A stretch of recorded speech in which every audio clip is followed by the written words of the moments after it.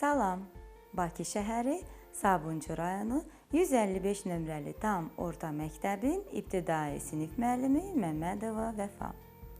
Belə bir şəklə baxaq.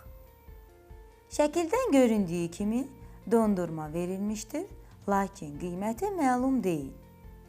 Kokteyl dondurmadan 20 qəpik ucuzdur. Buterbrod dondurmadan 20 qəpik bahadır. Şokolad dondurmadan 2 dəfə bahadır. Saqqız isə dondurmadan 4 dəfə ucuzdur. Dondurmanın qiymətini N hərfi ilə işarə edək. Biz onu istənilən başqa hərflə də işarə edə bilərik. Bu halda ərzaqların qiymətini riyazi olaraq necə ifadə etmək olar? Belə olduğu halda kokteylin qiyməti N-20, buterbrodun qiyməti N+20, şokoladın qiyməti N/2, saqqızın qiyməti isə N/4 olacaqdır. Biz N-ə müxtəlif qiymətlər verməklə ərzaqların qiymətlərini hesablaya bilərik. Dondurma 40 qəpik olduğu halda, yəni N bərabərdir 40 olarsa, bu zaman kokteyl N-20 bərabərdir 40-20 bərabərdir 20 qəpik olacaqdır. Buterbrod N+20 bərabərdir 40+20 bərabərdir 60 qəpik. Şokolad N/2 bərabərdir 40/2 bərabərdir 80 qəpik. Saqqız N/4 bərabərdir 40/4 bərabərdir 10 qəpik olacaqdır.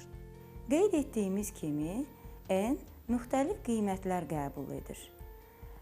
Siz bu hərfi necə adlandırardınız? Riyaziyyatda bu hərfi dəyişən adlandırırlar. Bugünkü dərsimizin mövzusu da dəyişənli ifadələrdir. Baxdığımız halda N dəyişəndir. N-20, N+20, N/2, N/4 isə dəyişəni olan ifadələrdir. Dəyişənin, yəni N-in qiymətindən asılı olaraq ifadələrin qiyməti də dəyişir. İndi isə gəlin mövzu ilə bağlı daha bir məsələ nümunəsinə baxaq. Sinifdə oğlanların sayı qızların sayından 4 nəfər azdır.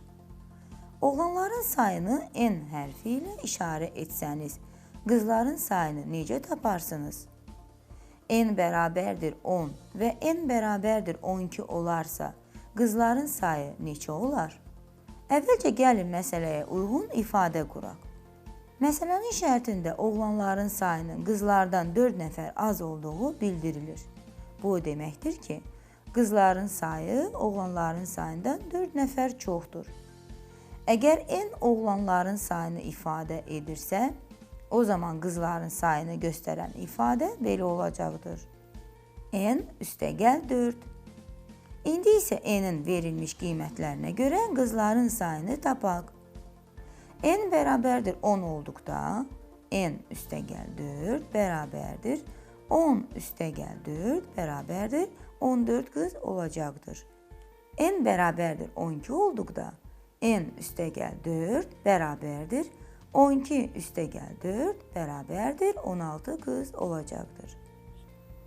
Bununla da bugünkü dərsimiz sona çatdı. Gələn dərslərdə görüşənədək.